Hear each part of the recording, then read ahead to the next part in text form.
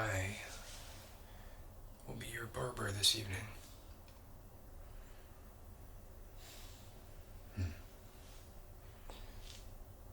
You'll have to pardon my slight look of surprise.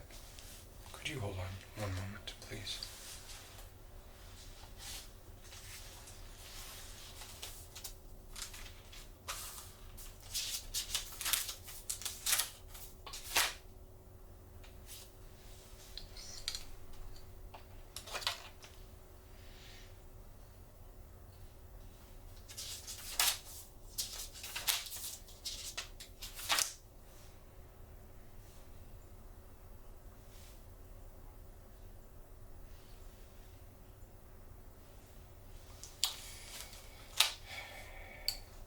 You're 457.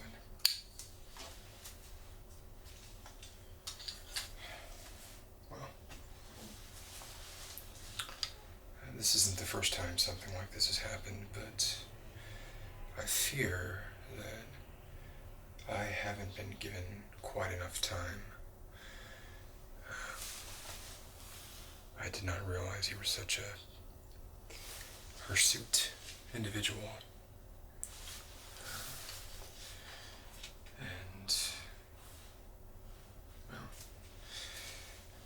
We both know you have a very important appointment tomorrow. So, what has to be done has to be done. I just wish that people would learn to do their jobs.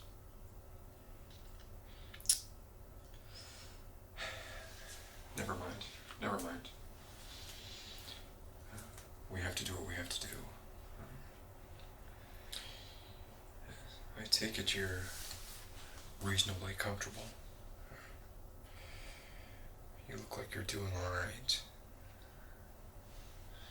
Of course, makes perfect sense that you wouldn't have been allowed near sharp implements in the recent past, but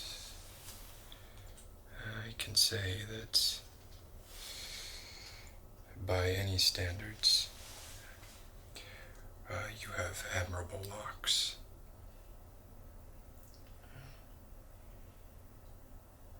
It's a shame we have to get rid of them. Never mind. Let's just get started, shall we? We're already sort of starting off on the back foot. Because, like I said, I didn't realize that there was quite this much work to do. So you relax, think about something pleasant, a room with a view where you can see a tree, something along those lines, and I will get to work.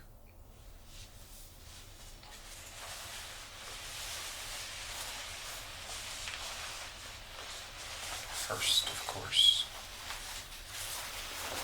comes the apron. We don't want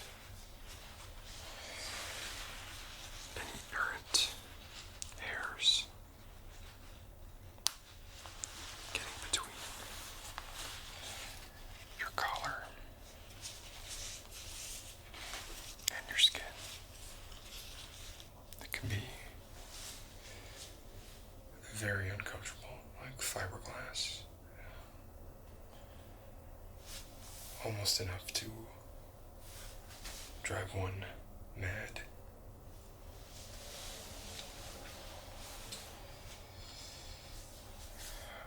Where shall we start? I've got it. Same place I always start. My clients, as you know, are very special. And I like to keep a photographic record of them both before the procedure, if you can call it that, and after. Do you mind? It's not like you really have much say in the matter, but I like to be polite and ask ask you to smile. I actually prefer sort of natural.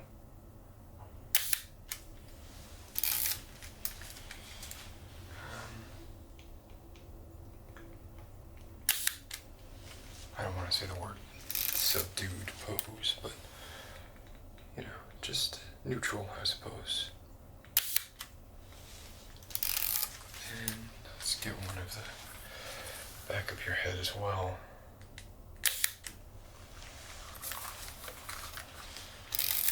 And how about a good beard shot? There we go.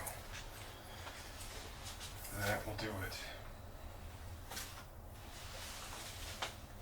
So, just to decrease any anxiety that you might be having, or concerns, or just questions you have about the procedure, because your hair is quite long, I obviously cannot just immediately begin shaving it. I have to start. It's going to be a 3-step process. I'm going to start by trimming it with a traditional pair of shears. And then once it gets down to a reasonable length, I can use clippers to bring it down to half an inch or so. And then from there, I can finish up by shaving it. So those are the 3 steps we're going to take, and then you'll be good to go. You'll be fresh as a daisy, and you'll feel much better. It's invigorating. I know you've certainly had haircuts before. It may have been a while, but you can't have forgotten how relaxing and how fresh you feel afterwards. So, the temperature in here is 74 degrees Fahrenheit. You have a neck pillow. You have a makeshift blanket of sorts. So, if it were me, I would just sort of close my eyes and relax and try and, like I said before, meditate, think positive thoughts, and enjoy the experience, because grooming, one animal grooming another, this is it's an evolutionary hallmark of primates and mammals. And it's shown that it can decrease levels of stress, and of course it's evolutionarily beneficial, because you remove ticks, lice, those sorts of things that can truncate a lifespan. That might have been a poor choice of words, but I think you know what I mean. Alright, so I'm going to go ahead and get started. And like I said, feel free to relax, observe the art that I have hanging here. Just not an animal I killed myself, of course. I don't espouse the killing of animals for sport. In fact, I don't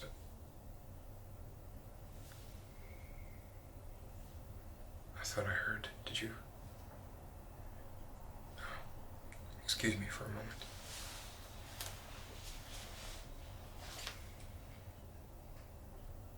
Yes. Small talk. Small talk. I can't say that I see anything. Okay. Yes, of course.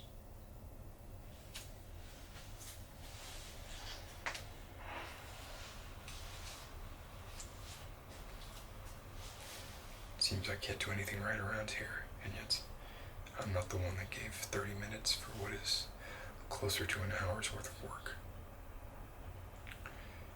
Bureaucracy never ceases to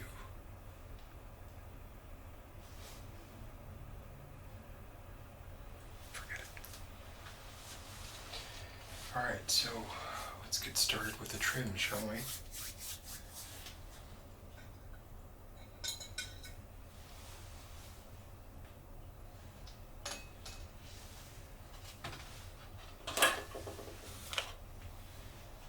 First, I'm just going to kind of powder you down a bit in case any hairs do get through.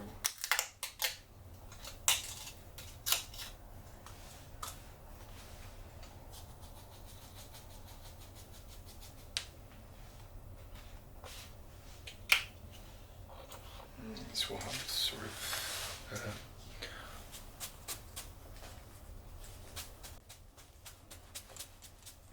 keep your skin dry, stop the hairs from sticking.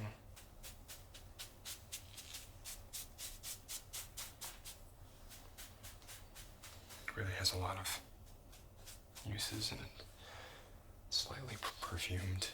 Maybe a little too perfumed for my personal liking, but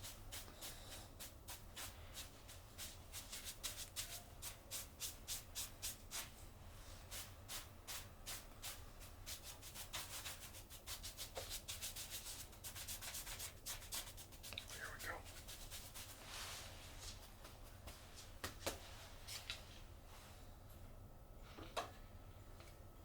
Step one complete.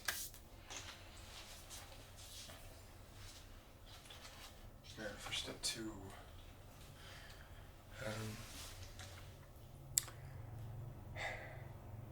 let's start with the beard. And if we're going to start with the beard, let's I just want to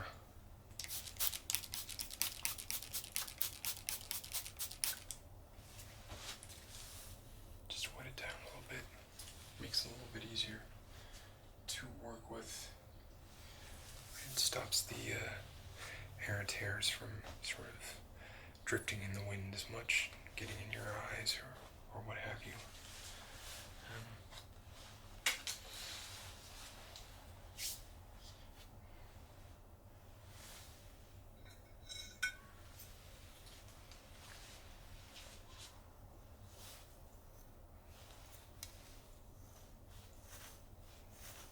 Wow.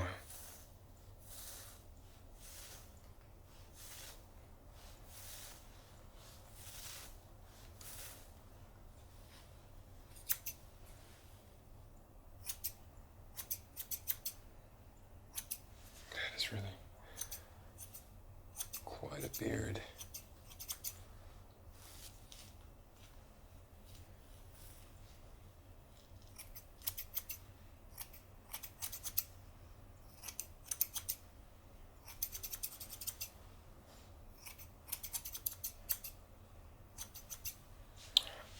I can't grow a beard like that. My beard stops about here. Yours goes up right to your cheekbones, which is, I think, the ideal.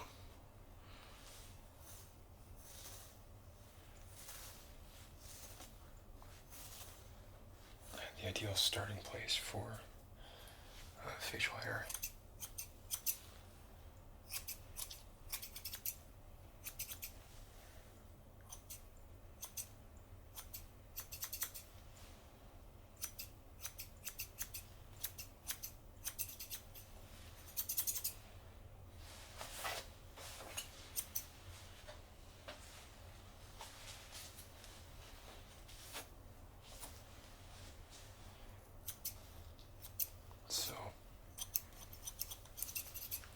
How has your stay been?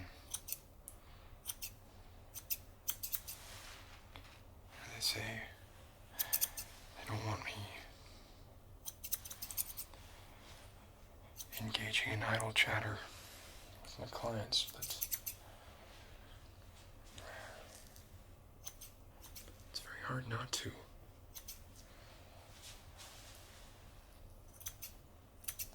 I have so many questions. So maybe if I just keep it down.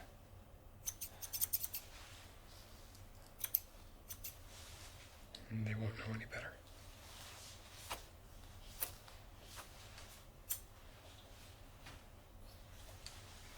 Let's take a look here. It's much shorter, much neater. You don't have the frizz going on anymore, which is nice. Like I said, obviously we're going to lose the rest of the beard. But it looks good now. So let's move on to the clippers. You can see I have a guard on here, because we're only going to take it down to about ½ an inch, and then we're going to do the rest with razor.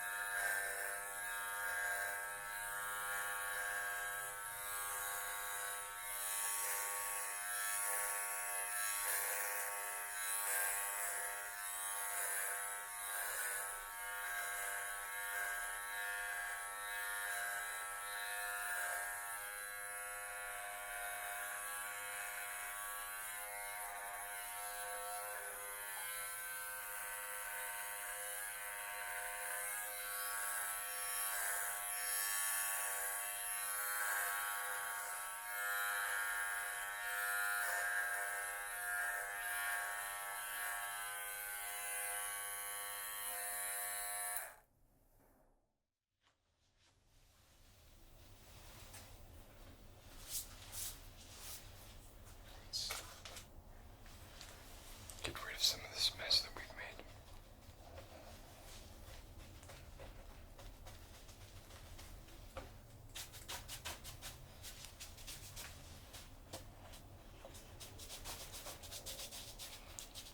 So as I was saying, how has your stay here been? I hear mixed things. It's always of interest to me when a client comes in of your classification, how they've been handled.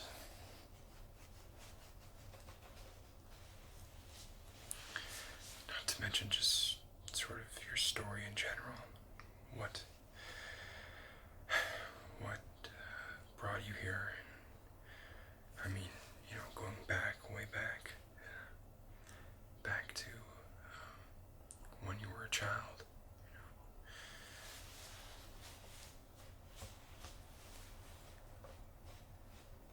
I'm always fascinated by people.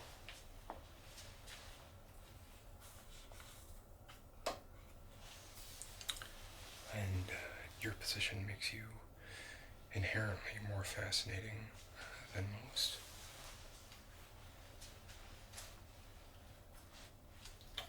When is your appointment, by the way? No, not your hair appointment. Your appointment.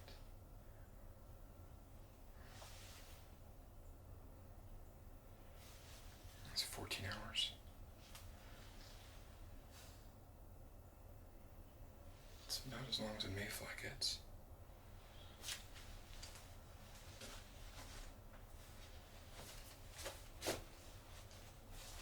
Alright, now, before we move on to shaving what's left of your beard, I want to just oil your face a bit. It's a sort of... Oh, here, let me just show you. It's a beard oil, and what it's going to do is just going to make it so that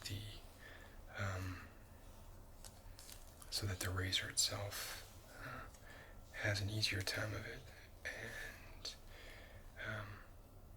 doesn't irritate the skin quite as much. Okay. And we're going to do this by just putting a few drops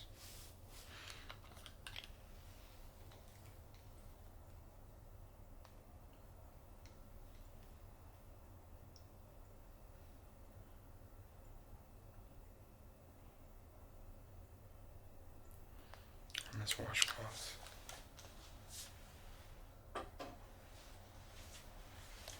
And then just sort of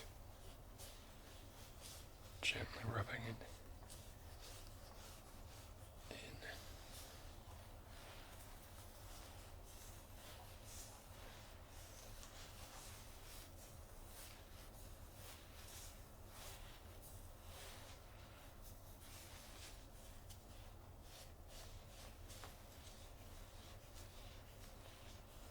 I can see you have scars.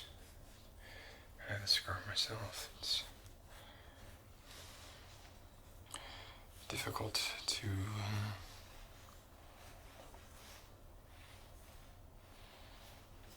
live where we do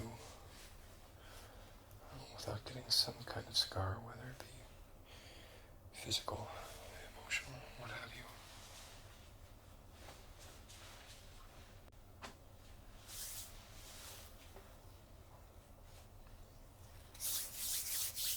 Alright, I think that feels pretty good. So, we're going to move on to the shaving. Now, of course, shaving requires a bit of extra care.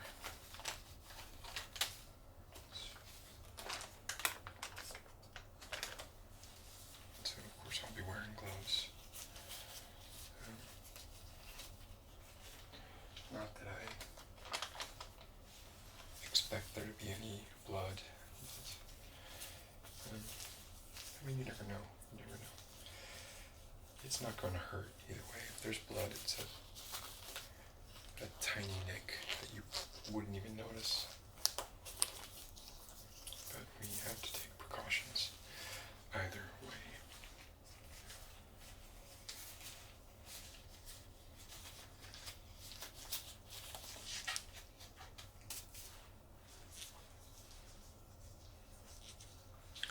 I don't know if there are cameras in here or not. I've been here many years.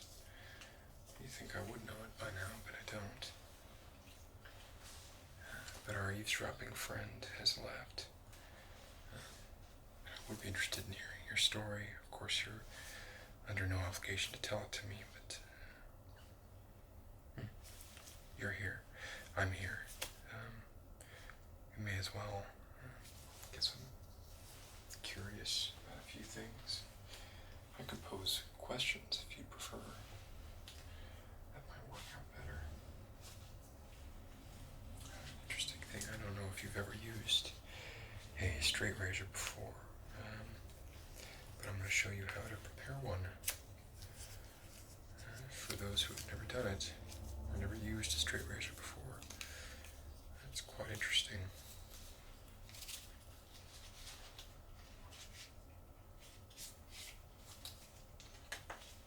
Of course, it starts with the razor itself.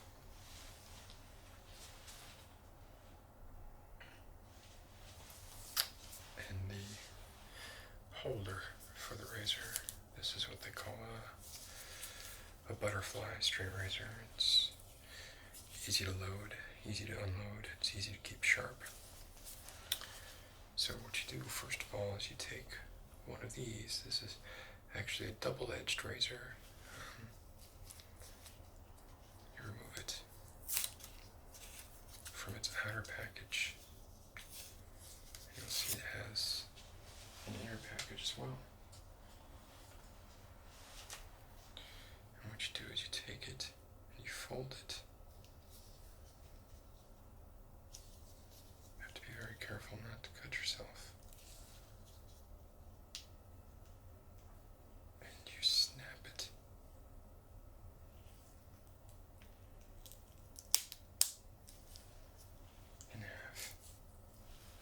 like so.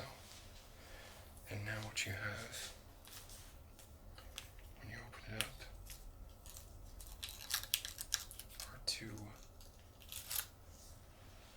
very sharp razors. So one stays in its container for use at a later time. In fact, I'll probably use both on you tonight, because after I'm done shaving your beard, once I get to your head, I'm going to need a new razor, because it will be dull. And you just kind of flip this piece off, separate. You can see there's kind of two. That's why they call it a butterfly. Separates thusly.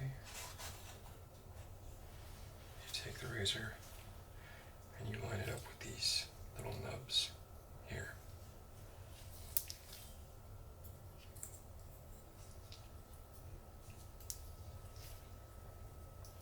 Push it down flat. Then you close it.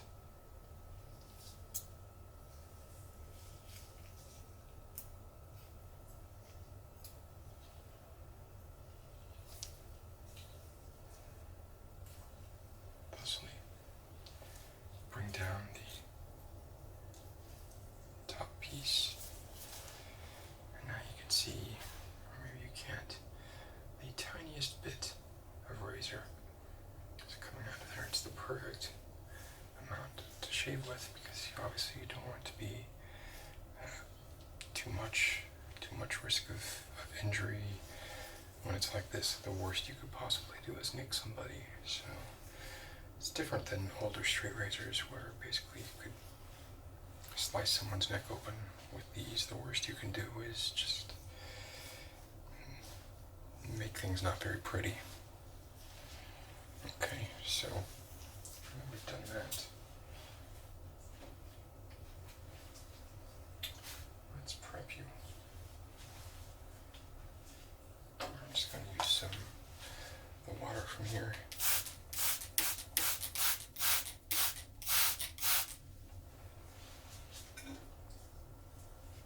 Soap.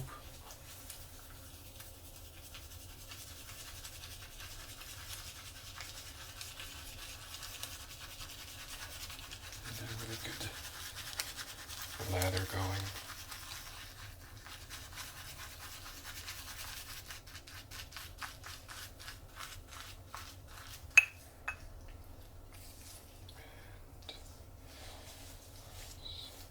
And this here. Just start.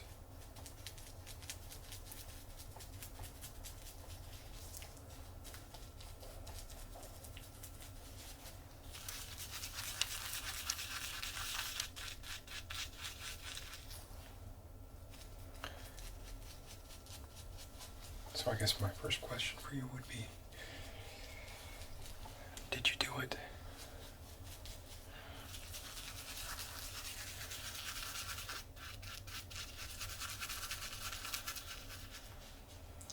Of course, most people would reply, no. It's just human nature. Now, you'll notice what I'm doing is I'm not just applying, like painting a house. I'm purposefully going in circles to make the hairs stand up and be more receptive to the razor. Admittedly, it's a bit late in the game for you to be learning this, but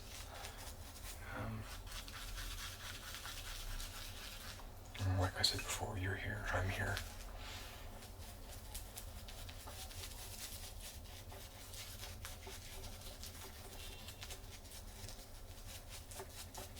So you didn't do it.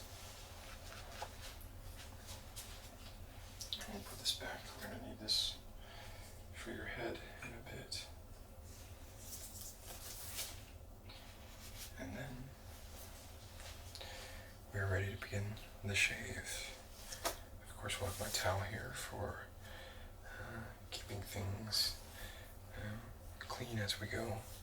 And any little nicks or any scratches, I have rubbing alcohol will take care of immediately. Okay? Hang on 1 second.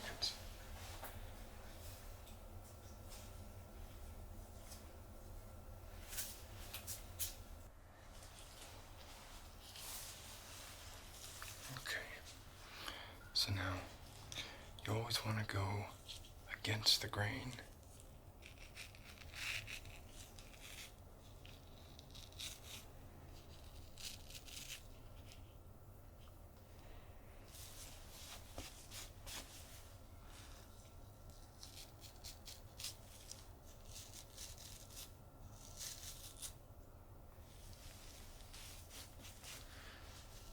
When you go against the grain, it's a closer shave.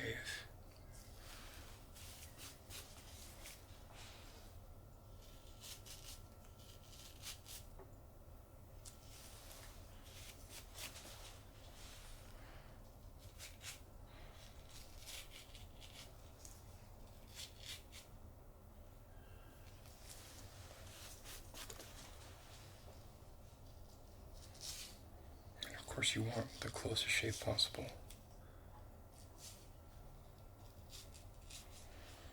Some people think that too close a shave promotes ingrown hairs, but I find it's actually the opposite.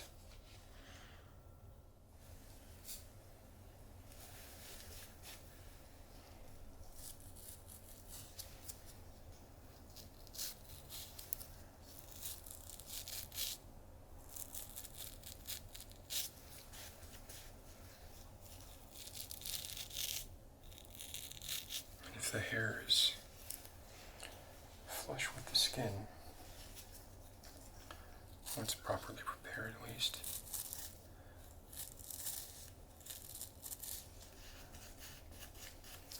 then you have the lowest chance of getting an ingrown hair.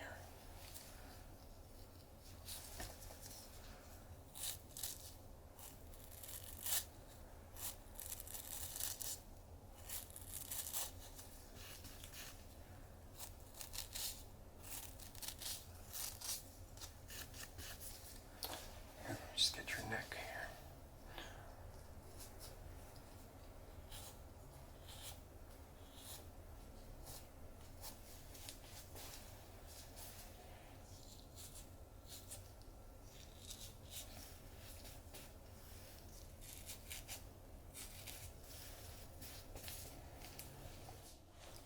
You are as fresh as a daisy.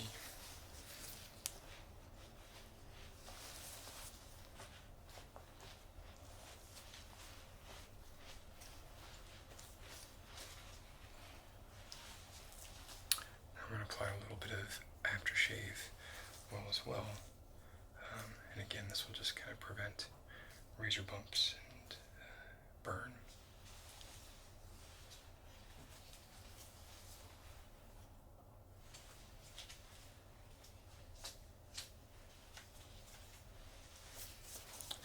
It's the same balm that we used as the pre-shave oil.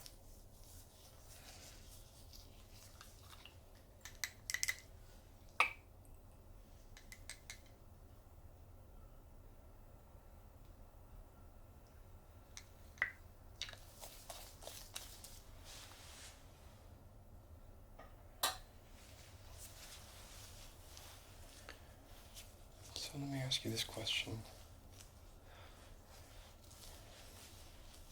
If you didn't do it,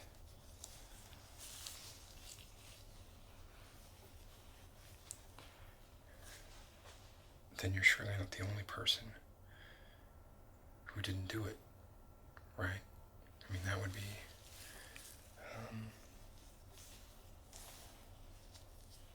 statistically very unlikely, right?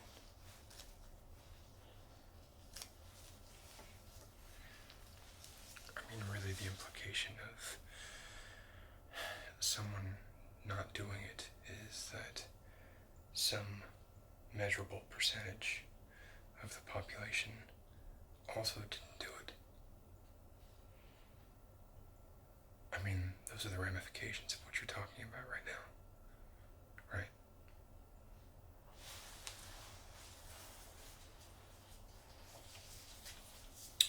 And if that's the case, then of course it becomes sort of a much bigger issue than one person.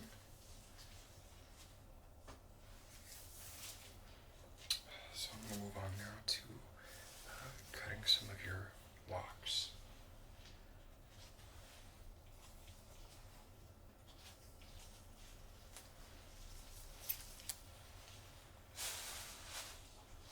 Actually, before I do that, let's begin to prevent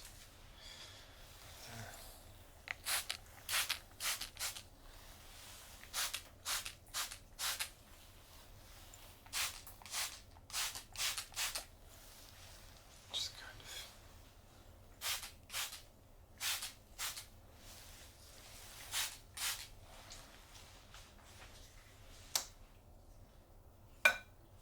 just to keep everything in place a little better.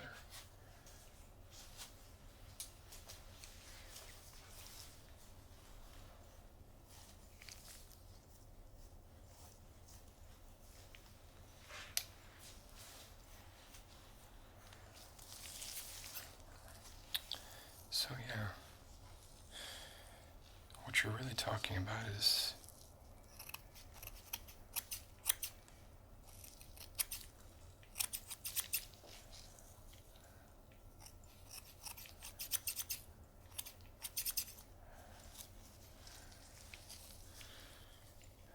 an endemic issue, or potentially an endemic issue.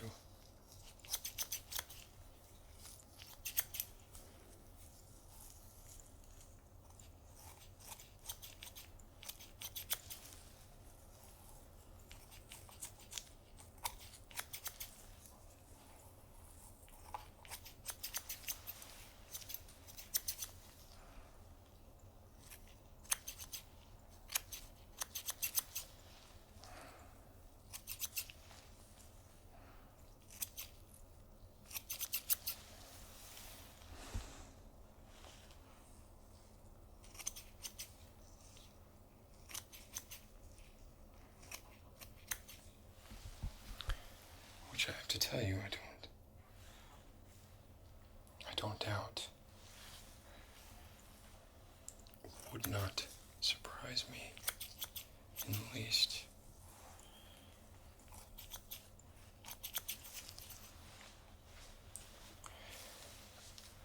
I've cut a lot of people's hair in my time here. And I'm sure would not surprise you to learn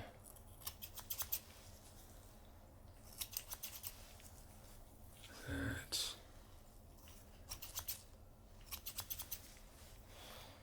it seems that somehow, some mysterious, magical way, more of certain types of people end up here than others. Now, I don't know if you've asked yourself that question before, why that is,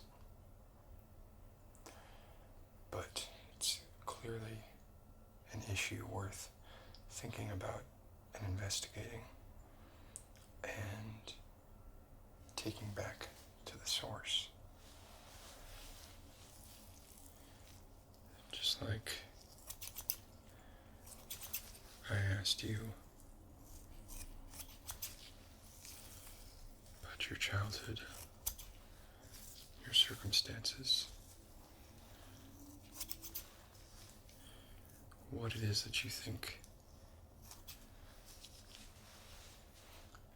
led you to end up here.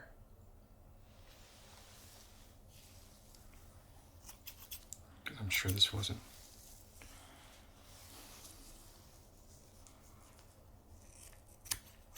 a dream of yours.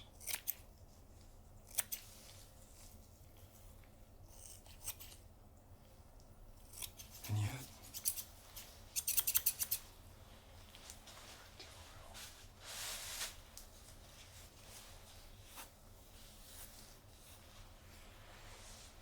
don't know the particulars of your case and how you wound up here. I do know the particulars of many, many other cases. And I know that it seems that the burden of proof is arbitrary. And a lot of the arbitrary nature of that seems to come from who you are, more than what you did.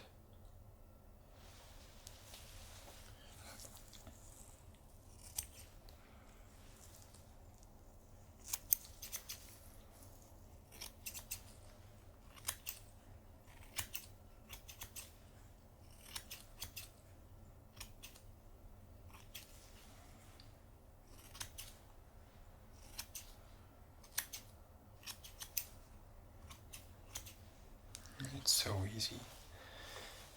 It's so easy to say more people from a certain racial or ethnic background end up here, and to claim that that's proof of some kind of inherent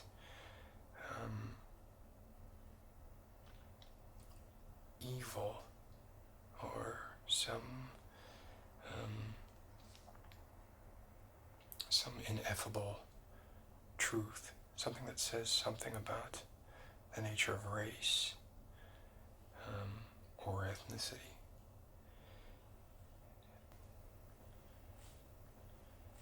That is a really blinkered, short-term view, in my opinion. Of course, I'm just a barber.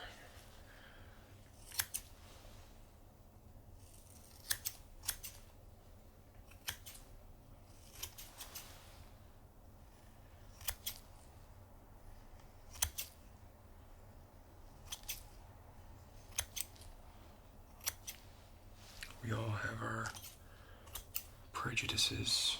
We all, even those of us who truly feel that we do not see color, we do not see race, we all have prejudices.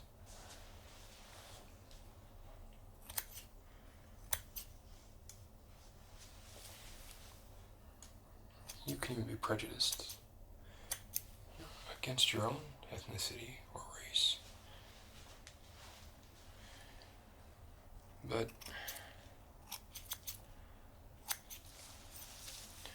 when it comes right down to it, if you admit that that's true, if you admit that prejudice is inevitable,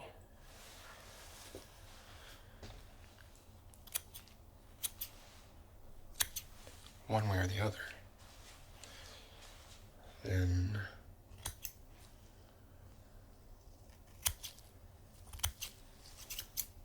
the rule of law, doesn't it? Impartiality, objectivity, just the facts.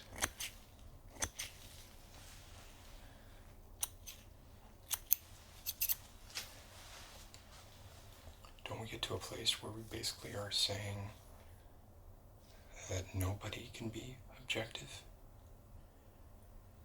No matter what the race or color or creed is of the accused or the accuser or the jury or the judge, there are inherent prejudices, and I understand that the goal of the justice system is to be able to put those prejudices aside.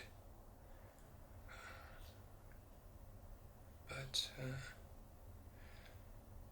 to me that smacks of ego, thinking that one is capable of doing that without just introducing a whole other set of prejudices. It's sort of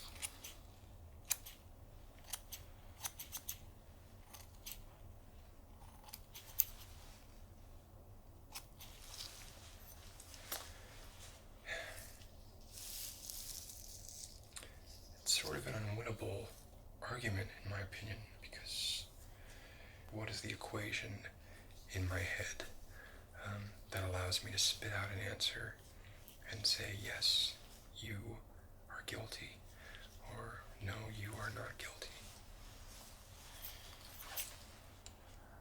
Of course, the counter-argument to that is,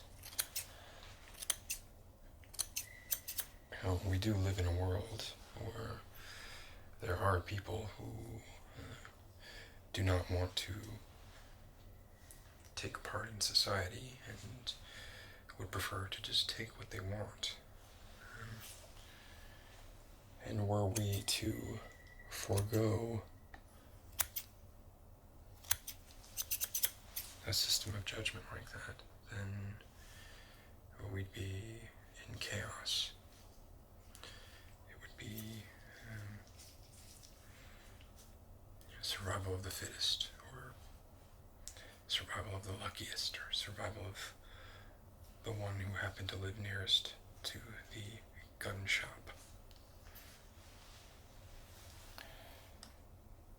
So believe me, I'm not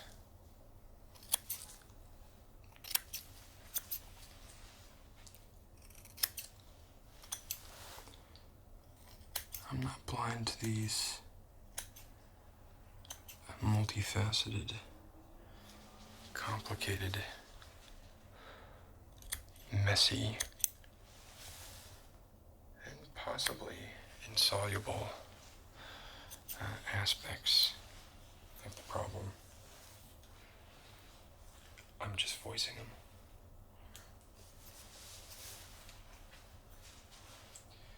I think you're pretty well trimmed there up top. Let's tip the old clippers to you.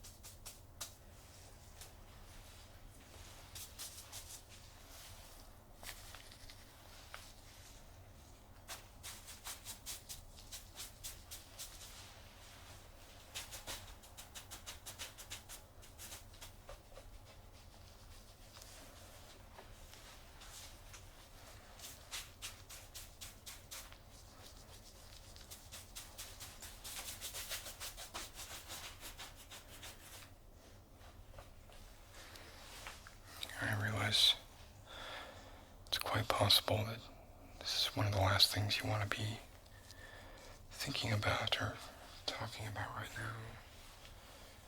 I apologize. But you do have unique insight into the issue, being so imminently, you're going to be subjected to it, so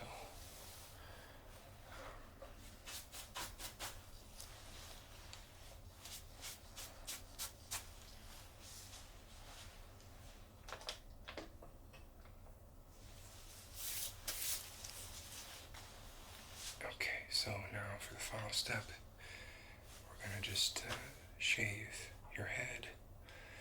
And we're going to do that the same way we did your neck and your face. I'm going to start by applying some of the balm to make the lotion go on easier, and then I'm going to apply the shaving soap, and then I will go ahead and shave your head. Yeah. So think about what I said. I'm not asking you to give me an answer or give me the answer. I don't know that there is an answer. And I'm not really expecting an answer. I don't know. Like I said, I'm a simple barber. I'm not qualified to answer these questions, but anybody is qualified to ask them. So, yeah, let's get going.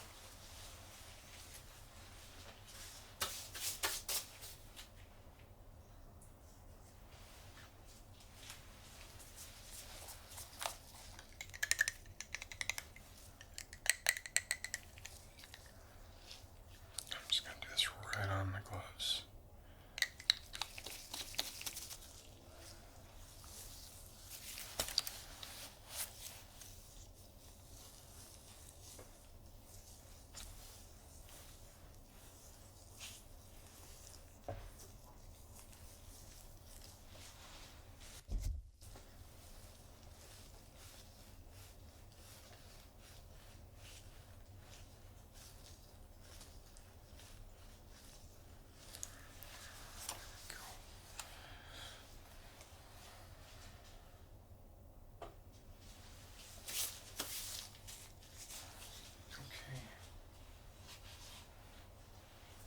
Change this razor.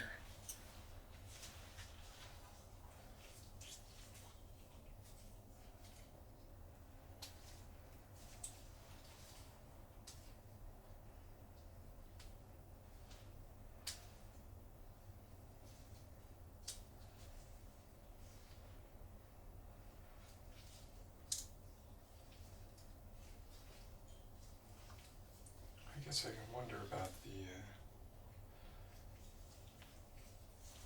constitutionality of the whole thing.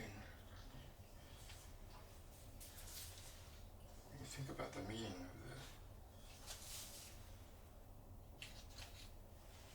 of the 8th and the 14th Amendments, they're fairly clear.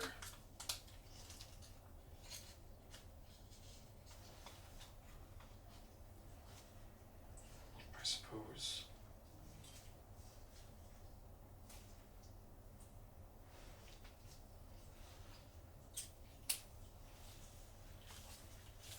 it could depend on your definition of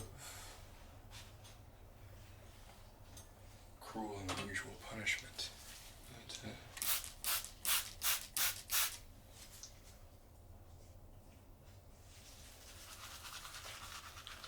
I don't know, I think you'd be hard-pressed to find a much crueler punishment than death. I know people would say torture or life imprisonment might actually be worse, but I don't think that makes death not cruel and unusual. I just think it makes both of them cruel and unusual.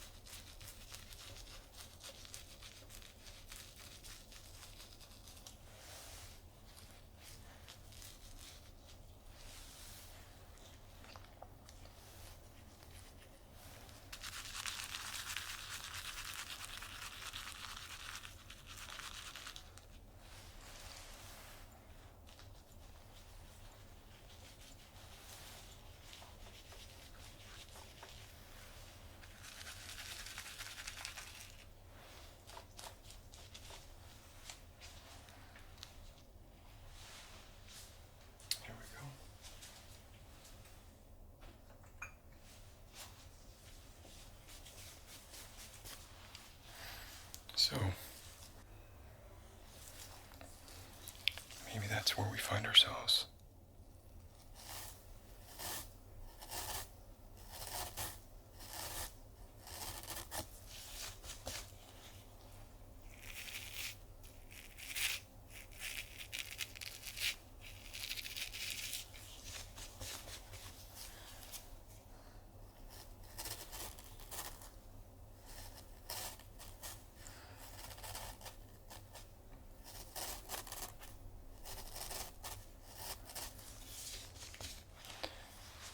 What is cruel? What is unusual? I'm debating the merits of the prison system as a form of rehabilitation as opposed to a form of punishment.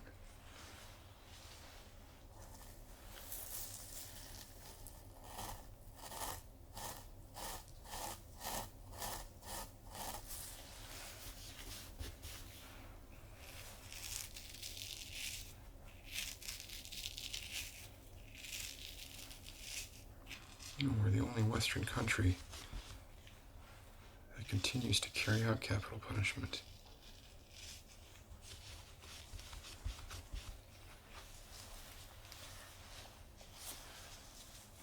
Now, I'm not saying that makes it wrong right out of the gate.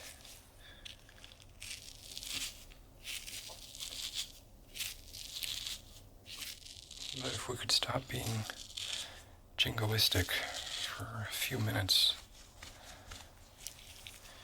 and not let our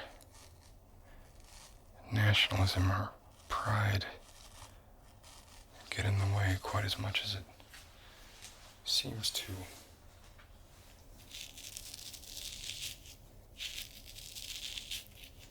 We could find that we might even have something to learn from other countries. How they operate.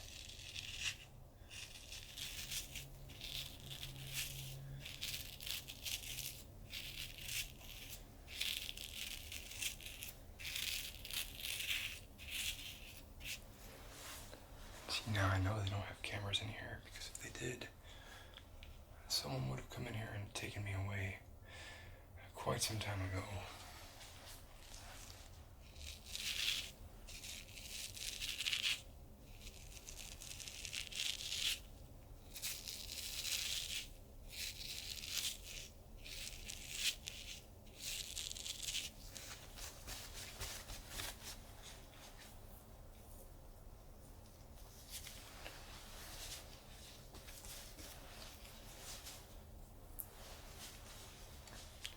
How are you feeling now? You feel a little cleaner, a little fresher. I want to say a little better, but I know in your position it must be difficult to feel better about anything, anyhow.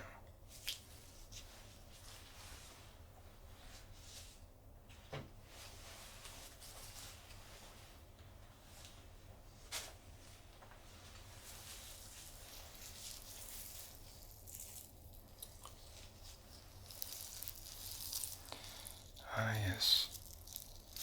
I forgot.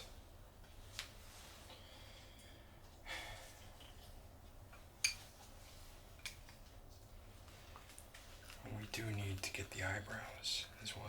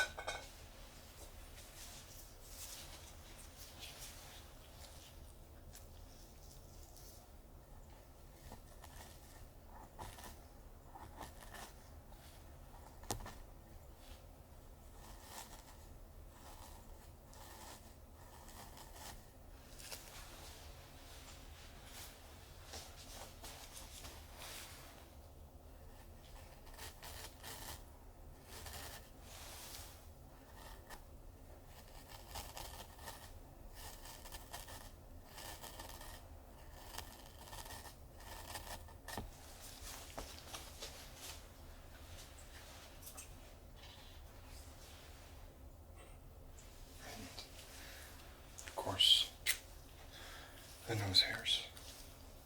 I apologize. This may tickle.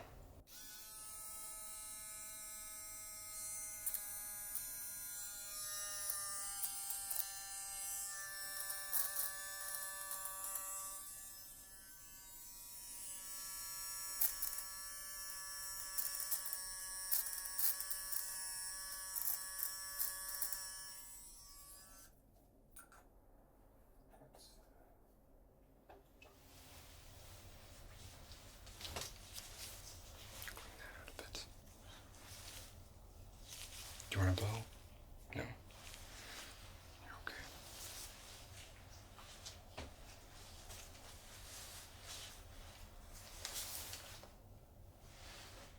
Alright, well. My floor is a mess. Let's make it even messier here one last time.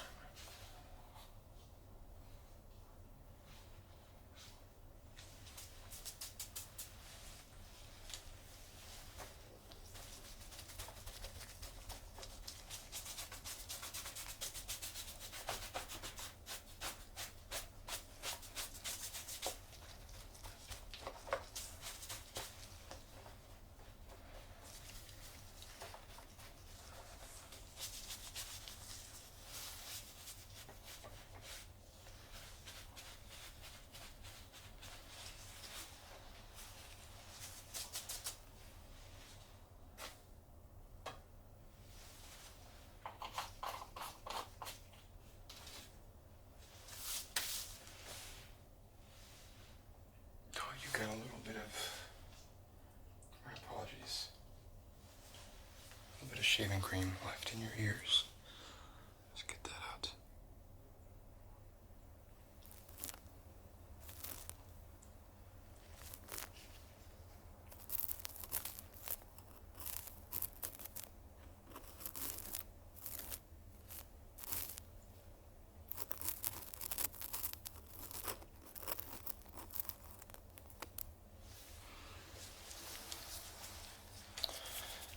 Here as well.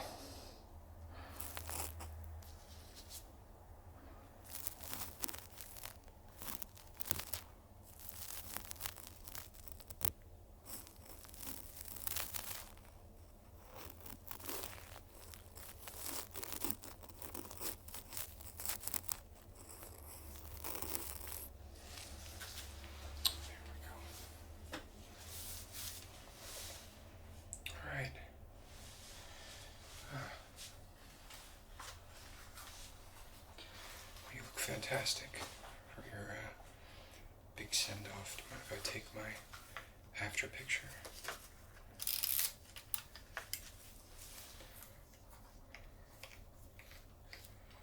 I hope I didn't bore you too much.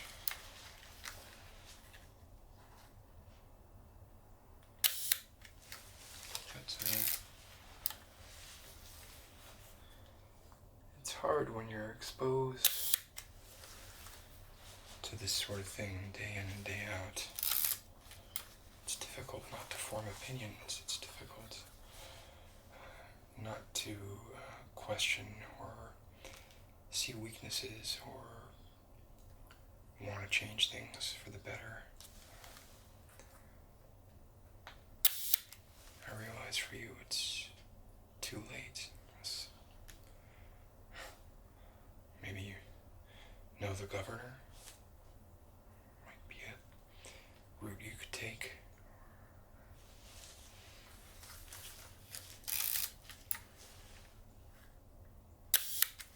It's a bad joke. Bad time for jokes. Bad joke. I apologize.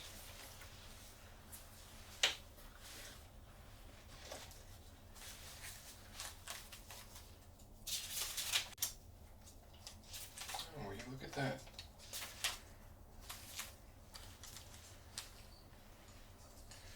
Four, five, seven.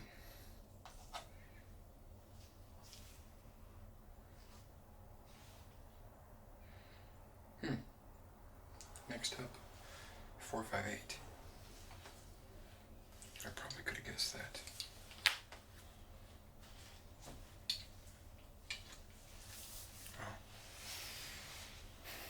wish you luck, and I guess it won't make you feel any better, but hopefully someday in the near future, this will be abolished. I'll never have to worry about it again. I won't have to give last haircuts to people. I won't have to wonder about the racial and ethnic inequalities that go along with the arbitrary judging of arbitrary morals and arbitrary punishments, some of which, including yours, I think are inarguably cruel and unusual, and therefore should not be allowed under the U.S. Constitution. But I suppose none of that's gonna let you sleep any better tonight. Maybe think about what you want your last meal to be. I hear the mashed potatoes are excellent, but I would avoid the turkey. All right. Take care.